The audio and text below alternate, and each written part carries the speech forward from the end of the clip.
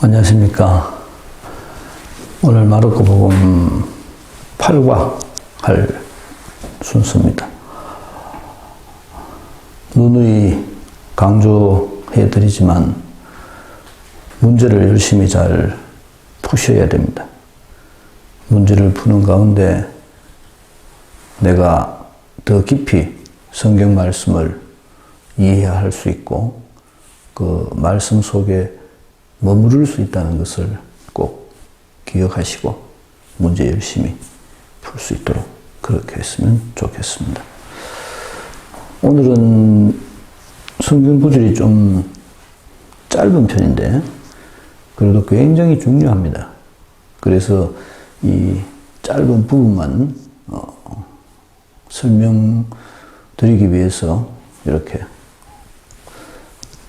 짧은 부분만 새로 뽑아서 여러분들과 같이 생각해 보려고 하는데 그 제일 큰 이유가 뭔가 하면 우리들이 가지고 있는 우리들의 믿음의 출발점이 엄밀히 말하면 이 사도들에게서부터 출발하기 때문에 그렇습니다. 우리들은 예수님을 직접 경험해 본 적이 없습니다. 어떤 의미에서 우리가 가지고 있는 믿음은 간접적인 거죠. 근데 그 간접적인 믿음이 가능하게 해준 사람이 누구냐? 그 사람들이 사도들입니다. 사도들이 예수님을 만났습니다. 그리고 그 사도들이 예수님을 증언한 겁니다. 좀 지나치게 말하면 사도들에 의해서 예수님이 각색되었다고도 말할 수 있습니다. 그렇지만 그것이 어디까지가 진짜고 어디서부터가 각색인지는 알 수는 없지만 어쨌든 간에 우리들이 지금 가지고 있는 믿음은 그 출발점이 사도들입니다. 사도들이 가졌던 예수님에 대한 부활 경험, 거기 우리들이 가지고 있는 믿음의 출발점입니다. 성경을 기록한 저자들은 보통 연대기적 순서에 의해서 성경을 기록을 합니다. 그래서 우리들이 알고 있듯이, 우리들이 교리 시간에 배워서 알고 있듯이 예수님의 세례, 그리고 공생활, 그리고 그분의 죽으심, 그리고 부활, 성령 강림, 그리고 사도들의 증언, 이런 형태. 근데 이게 연대기적인 순서로는 이것이 맞습니다만은 신앙적인 믿음의 깨달음이라는 순서에 의하면 이게 거꾸로 돼야 됩니다, 사실은. 믿음의 깨달음에 의한 방법은 첫 번째가 사도들의 증언입니다. 우리들이 눈에 보이는 게 그렇다는 거죠, 사도들의 증언. 사도들의 증언이 있었기 때문에 세상 사람들은 예수라는 사람을 알게 된 겁니다. 그만큼 사도들의 증언의 힘이 파급 효과가 컸던 것이죠. 실제로 예수님과 함께 다녔던 제자들은 몇 명 되지 않았을 겁니다. 그런데 그 예수님이 실제적인 영향력을 미친 사람들이 제자들입니다. 그리고 그 제자들이 예수님은 한 명이시고 제자들은 적어도 몇십 명은 됐으니까 이 몇십 명이 되는 제자들이 모여서 예수님께서 하셨던 일을 우리들이 계속 해야 된다라는 자각에 의해서 그들이 예수님을 증언하기 시작했고 그 증언이 우리들 믿음의 출발점입니다. 그래서 사실은 우리들이 이 믿음의 깨달음이라는 순서로 보자면 제자들이 가지고 있었던 최초의 증언으로 돌아가는 것이 제일 중요합니다. 그런데 우리들은 보통 이 연대기적으로 교리를 배워왔기 때문에 그리고 그게 머릿속에 콱 깊이 박혀 있어가지고 마치 시간이 지나면서 저절로 어떤 일이 이루어진 것처럼 하나님의 은총에 의해서 모든 것이 저절로 된 것처럼 그렇게 이해하기 쉬운데, 물론 은총에 의한 겁니다. 그렇지만 제자들이 그런 일을 하기까지 제자들이 겪었던 내적 갈등에 대해서 우리가 충분히 이해를 해야 됩니다. 왜냐하면 제자들이 2000년 전에 겪었던 그 내적 갈등이 지금 우리들이 가지고 있는 내적 갈등과 같기 때문에 그렇습니다. 내가 예수님에 대한 믿음이 확실하게 생기지 않고 내 믿음이 올바른 것인지 잘못된 것인지에 대한 확신이 없고, 때때로 나의 믿음이 타성에 의한 습관적인 것이 되기도 하고, 또 어떨 때는 예수님에 의해서 내가 예수님의 가르침에 따라 무언가 좋은 일을 해보기도 하고, 이런 여러 가지 갈팡질팡하는 모습 속에서 우리들의 신앙이 조금씩 성장해 가는 것과 마찬가지로 내가 겪고 있던 그런 모든 일들이 2000년 전에 제자들도 똑같이 겪었다는 겁니다. 우리가 이걸 알아야 됩니다. 굉장히 중요한 일입니다. 연대기적으로 보면 이렇습니다. 예수님께서 돌아가신 것이 현재 이 달력으로 추정하면 30년이라 그러거든요. AD 30년 4월 3일인가 뭐 날짜까지도 구체적으로 나옵니다. 추적해보면 나올 수 있으니까. 그날 예수님이 돌아가셨다. 예수님께서 돌아가시고 세상은 조용해졌습니다. 아무 일도 없었던 듯이. 우리는 3일 만에 부활하셨다 이렇게 알고 있지만 그 시점은 알 수가 없는 거죠. 왜냐하면 예수님의 부활이라는 것은 눈으로 보이지 않는 일이기 때문에 우리들이 예수님의 부활을 알 수 있는 것은 제자들의 증언으로부터 출발합니다. 그러면 이 기간 동안 뭐 했느냐? 이게 굉장히 중요한 거죠, 이 기간이. 사실은 이 기간이 예수님의 생애에 있어서 예수님께서 가지셨던 40일간의 유혹 시간. 어떤 의미에서는 예수님 생애 전체의 성숙의 시간과 똑같은 그런 성숙의 시간이 제자들에게도 요구됐던 겁니다. 예수님께서는 당신이 공생활을 하기 전에 개인적으로 어떤 처지에 있었는지는 알 수 없지만 그분께서는 그런 충분한 나름의 자기가 공생활을 시작할 수 있는 성장의 시간을 가졌을 겁니다. 전문적인 신학 용어로 예수님의 자기의식 이렇게 얘기를 합니다. 자기가 예수님께서 당신이 무슨 일을 해야 될 것이다라는 어떤 사명 자각의 시간이라는 거죠. 자기의식, 자아의식. 내가 하느님의 아들이다. 하느님께서 하셨던 일을 하느님께서 원하시는 일을 내가 해야 된다. 예수님에게 있어서의 자기 사명 자각의 시간. 그게 얼마나 걸린지 우리는 알 수 없습니다. 그 사명 자각의 시간 중에 중요한 부분이 광야에서의 유혹이라고 얘기를 합니다. 분명한 것은 예수님에게도 사명 자각의 시간이 있었습니다. 저절로 가지고 태어났다? 저는 그렇게 보지 않습니다. 나중에 우리들이 해석하기에 그분께서 100% 하느님의 영에 의해서 움직이신 분이니까 그분이 하느님의 아들이시다라고 우리가 말하지만 태어나는 순간부터 그런 자식을 가지고 태어나지는 않았을 겁니다. 굉장히 신화적인 얘기죠. 어쨌든 예수님에게도 그런 자기 사명 자각의 시간이 필요했습니다. 사도들도 마찬가지였죠. 사도들이 예수님하고 같이 다녔다고 해서 사도들이 자기가 무엇을 해야 되는지를 100% 예수님으로부터 알아들었다고 생각하시면 안 됩니다.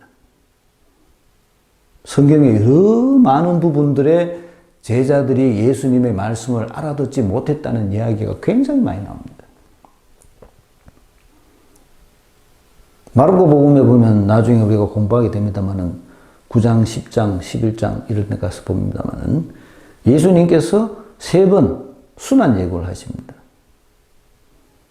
그렇지만 제자들은 아무도 예수님께서 말씀하시는 순한 예고의 의미가 뭔지도 몰랐고, 심지어는 마지막 세 번째 순한 예고 때는 누가 더 높으냐를 가지고 논쟁을 하고, 제베데오의 어머니, 들리는 말에 의하면 성경에 등장하는 살로메라고 얘기를 하는데, 살로메는 어머니에게 와서 자기 두 아들, 좀 이따가 등장합니다.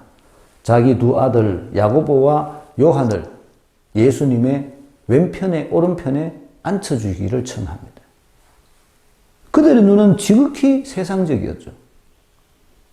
아마 그들은 세상적인 권력 때문에 예수님을 따랐을지도 모릅니다. 요즘 말로 하면 철부지였죠. 그런 제자들이 예수님께서 돌아가실 때 모두 다 흩어져 버리고 맙니다. 예수님은 죽고 세상은 다시 아무 일도 없었다는 듯이 조용해졌죠. 제자들은 뿔뿔이 흩어졌습니다. 그 뿔뿔이 흩어졌던 제자들이 다시 모여서 예수님께서 가지셨던 사명 자각의 시간과 똑같은 시간을 그들이 가졌던 겁니다. 저는 그 시간이 적어도 10년은 된다고 생각합니다. 연대기적으로 어떻게 그렇게 확신할 수 있느냐라고 말하면 이런 말씀을 드릴 수가 있습니다. 아까 제가 예수님께서 30년에 돌아가셨다고 그랬는데, 사도행전에 보면 사도 바오로가 회심하기 전에 토마스 사도, 우리가 알고 있는 토마 사도, 저 스페인에 있는 그 토마 성지 산티아고에 있는 그 토마 성인이 44년에 순교했다고. 거기 산티아고 가서도 그렇게 얘기를 합니다. 보통 연대지적으로 44년에 순교했다고 얘기하는데, 그 토마스 성인이 사도가 첫 번째 순교자입니다. 사도들 중에. 그러니까 예수님께서 돌아가신 해가 30년인데 토마스 사도가 44년에 죽었다면 이 14년이라는 시간은 무엇을 하는 시간이었느냐? 우리가 알고 있는 연대기적 표시에 의하면 예수님께서 돌아가신 지 3일 만에 부활하셔서 제자들에게 나타나시고 40일 있다가 성천하시고 50일 만에 성령이 강림했다면 30년의 모든 일이 있었고 30년부터 44년까지 14년이라는 시간인데, 사도행전에 의하면 초대교회가 생기고 얼마 되지 않아서 토마스 사도가 순교하는 걸로 되어 있습니다. 스데파노 성인이 순교하시고 그 다음에 사도들 중에 최초로 토마스 성인이 순교를 하십니다. 그럼 이 14년이라는 시간이 그렇게 단축될 수가 있었느냐? 저는 그렇게 생각하지 않습니다. 많이 봐준다 해도 적어도 10년 정도는 예수님께서 돌아가시고 10년 정도는 세상에 아무 일도 없었을 겁니다. 예수라는 사람의 이름은 아마 잊혀졌을 겁니다. 남아있었던 것은 예수님을 따라다니는 제자들의 기억 속에 남아있는 예수님의 모습이었을 겁니다. 그런 제자들이 시간이 흐르고 난 후에 다시 모여서 아마도 자기들과 함께 지냈던 예수라는 그 높은 이상을 가진 분에 대한 이야기를 하기 시작했을 겁니다.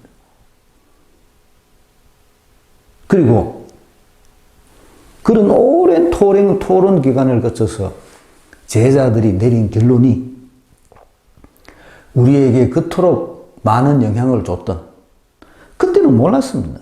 10년이 지나고 난 후 지금 생각해 보니 나를 전혀 다른 사람으로 만들어줬던 그 예수님에 대한 얘기를 우리가 하지 않을 수 없다는 결론에 도달했을 겁니다. 그리고 아마 그들은 용기를 내서 누군가의 입을 통해서 최초로 예수님에 대한 이야기를 하기 시작했을 겁니다. 누가복음사가는 그거를 베드로의 오순절 설교라고 이야기합니다. 그것이 꼭 베드로일 필요가 있었을까요? 베드로가 우리 공동체의 대표니까 베드로라고 말했었을 겁니다. 그들은 자기들이 왜 그렇게 됐는지도 알지는 못했을 겁니다. 그 당시에는. 그렇지만 그들이 세상에 나가서 세상 사람들에게 자기들과 함께 지냈던 예수님에 대해 이야기하기 시작했습니다. 그리고 그들이 예수님에 대해 이야기할 때 죽었던 예수님께서 자신들과 함께 계시다는 것을 경험했을 겁니다. 그것이 부활 경험입니다. 그래서 부활 경험이라는 것은 사명 자각과 붙어 있습니다. 예수님께서 하셨던 일을 내가 해야 되겠다는 강한 사명을 깨달았을 때 죽었던 예수님께서 지금 여전히 우리와 함께 살아계시다는 것을 내가 경험하게 된다는 겁니다. 그래서 부활은 항상 경험입니다. 부활 경험. 현존에 대한 경험. 그것이 2000년 전에 제자들에게 있었다는 겁니다. 지금 우리들에게도 마찬가지입니다. 우리들에게도 똑같은 일이 일어나야 됩니다. 내가 단순히 누군가의 손에 끌려서 성당에 와서 세례를 받았다는 것만으로는 충분하다고 저는 생각하지 않습니다. 글자 그대로 입문일 뿐이죠, 입문. 그리고 내가 예수님을 기억해야 됩니다. 사실은 우리가 하는 미사도 예수님을 기억하기 위한 겁니다. 그리고 예수님의 말씀에 내가 머무르고 예수님께서 나에게 해주셨던 그 말씀을 통해서 우리들의 사명 자각의 시간에 참여해야 됩니다. 예수님께서 진짜 우리들에게 무엇을 원하는지를 우리들이 깨달아야 됩니다. 그게 우리들에게 부활입니다. 우리들의 부활 경험, 제자들이 2000년 전에 가졌던 그 사명 자각을 통한 부활 경험, 그리고 복음 선포. 지금 우리들이 2000년이라는 세월이 지났지만 예수님의 복음 말씀을 듣고 우리들 스스로가 우리가 무엇을 해야 되는지에 대한 사명을 자각하고 복음을 선포할 때 우리는 예수님께서 우리와 함께 살아 계시다는 부활 경험에 도달할 수 있는 겁니다. 그리고 내가 그렇게 사명을 자각하고 복음을 선포할 수 있었던 것이 내 힘이 아니라는 것도 깨닫게 될 겁니다. 그것이 성령 강림입니다.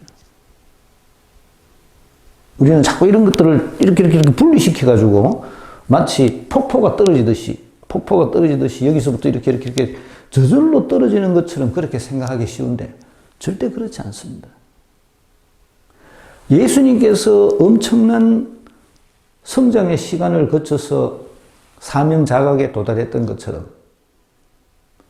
제자들이 예수님이 떠나고 난 후에 그 많은 시간 동안 고민을 해서 사명 자각에 도달했던 것처럼 우리들도 많은 시간 동안 예수님의 말씀을 듣고 연구하고 공부하고 마음에 새기고 하는 과정 가운데 사명 자각의 시간을 가져야 됩니다.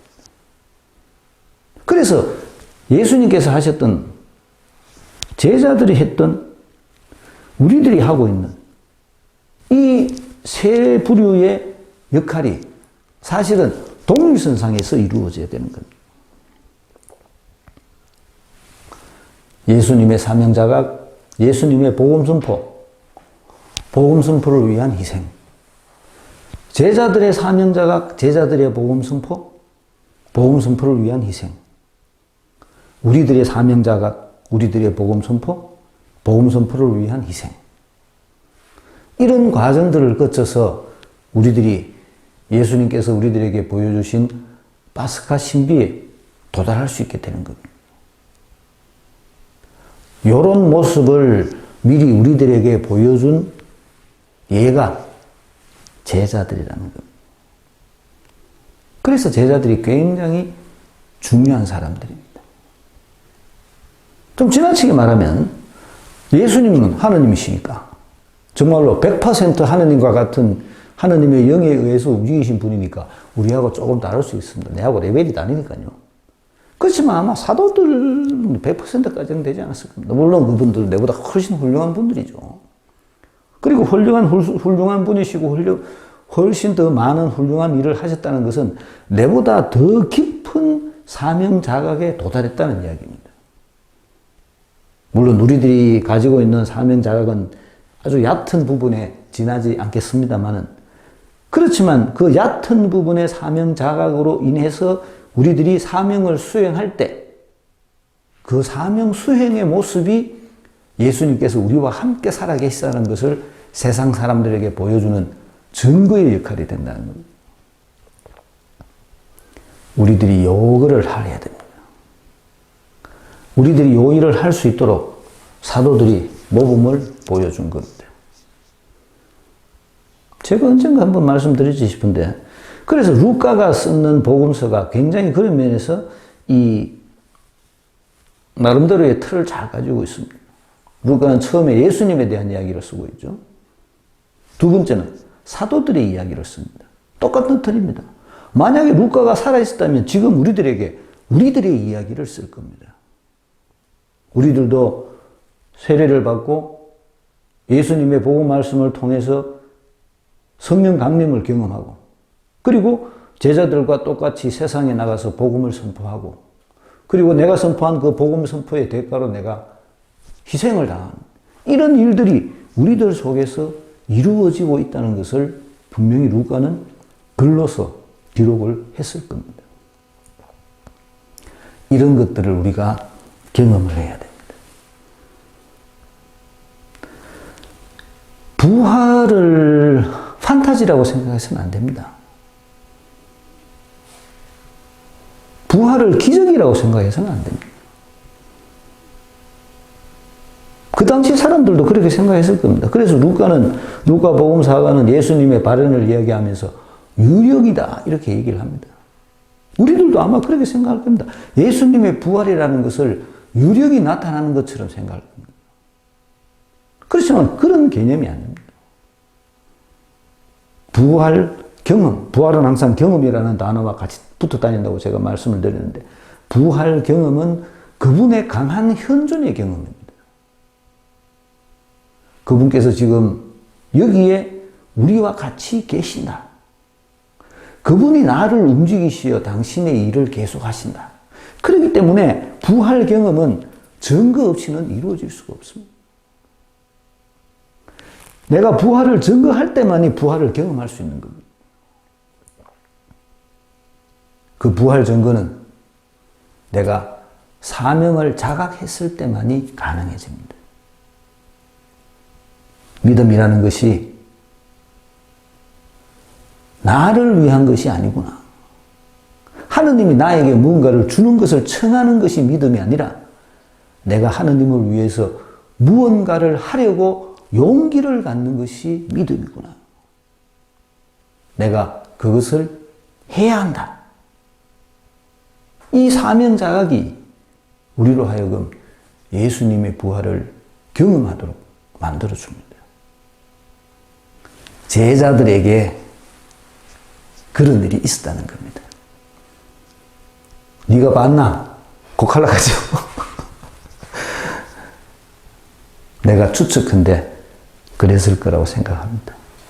분명히 그랬을 겁니다. 세례를 받고 시간이 얼마나 지나야지 내가 사명을 자각하겠습니까? 사실은 굉장히 어려운 일입니다. 정말로 성경을 열심히 공부하고 성경이 내 삶에 영향을 미치지 않는다면 나는 사명 자각에 도달할 수가 없습니다. 지금도 얼마나 많은 사람들이 성당에 왔다가 나갔다가 하면서 생활을 합니까? 그들이 왜 그렇게 하겠어요? 그들이 자기 중심의 신앙을 벗어나지 못했기 때문에 사명 자각에 도달하지 못했던 겁니다. 저는 이 일에는 교회의 잘못도 아주 많다고 생각합니다. 우리들이 신앙인들에게 신앙이 비는 것이 전부인 것처럼 가르친 때가 아주 많습니다. 그건 결코 자기 한계를 벗어나지 못합니다. 자신의 껍질을 깨지 못합니다. 우리의 신앙이 하느님을 위한 것임을 가르쳐줘야 됩니다. 사랑받기보다는 사랑하게. 이게 복음의 핵심입니다. 내가 사랑하는 사람이 되어야 됩니다. 그래야만이 복음을 선포할 수가 있습니다. 복음을 선포해야만이 부활을 경험할 수가 있습니다. 제자들이 우리들에게 그런 것들을 보여줬었다는 겁니다.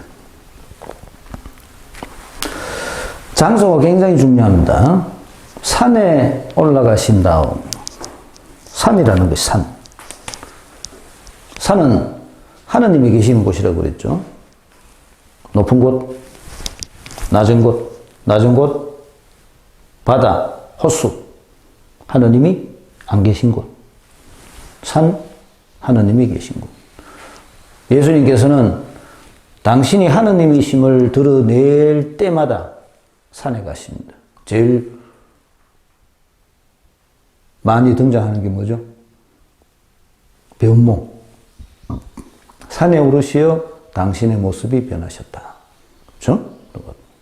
구약에서도 마찬가지입니다. 구약에서도 항상 하느님은 산에, 특히 어디 시나이 산. 그래서 산은 하느님의 장소입니다.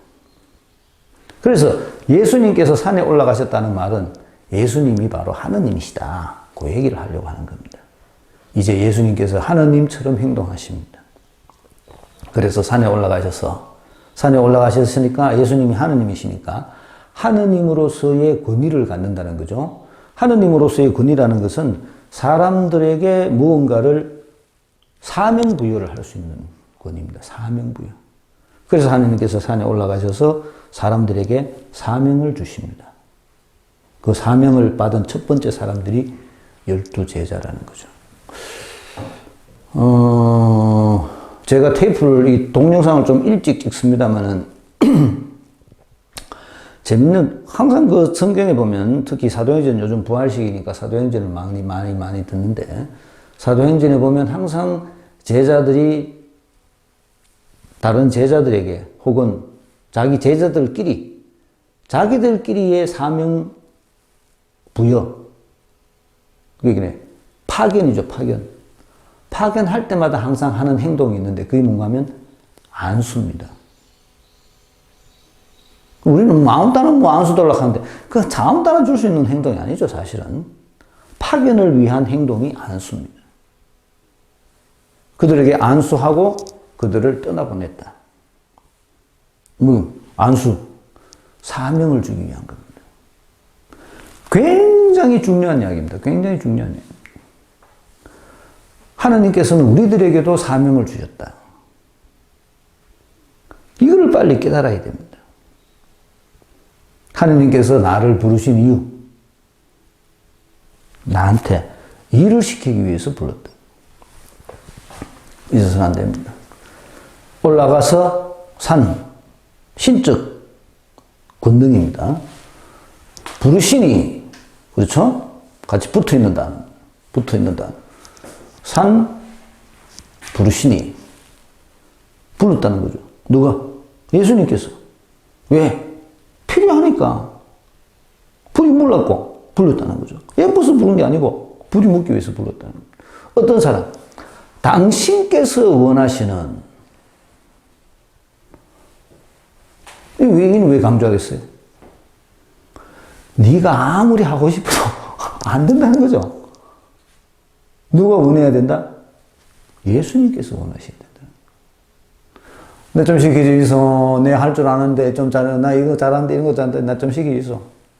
안 돼. 안 된다는 거예요. 모든 일의 주도권은 누가? 예수님이 가지고 있습니다. 그럼 여기 부르심을 받은 이 제자들은 뭐예요? 그들은 예수님의 아바타일 뿐입니다. 누가 주도권? 예수님. 그렇기 때문에 지 마음대로 하면 안 됩니다. 예수님께서 시키시는 대로 해야 됩니다. 좀 이따가 예수님께서 뭐를 시킨지도 나옵니다. 그거를 하라고 보내주는 겁니다. 그 이외의 거는 지 역량 밖입니다. 지한테 주어진 범위를 넘어서는 겁니다. 그래서 예수님께서는 당신이 원하시는 분을 불러서서 그들에게 그 직분을 맡기시는